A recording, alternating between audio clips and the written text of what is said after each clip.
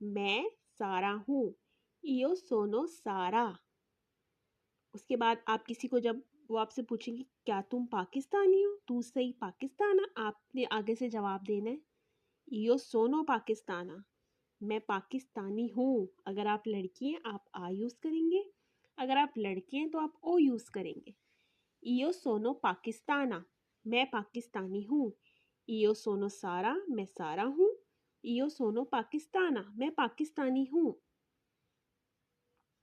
फिर अगर आपसे कोई ये सवाल करता है कि तुम कितने साल की हो, कितने को कहते हैं क्वांती। क्वांती का मतलब है कितने, आनी साल। क्वांती आनी आई, तुम कितने साल की हो, क्वांती आनी आई।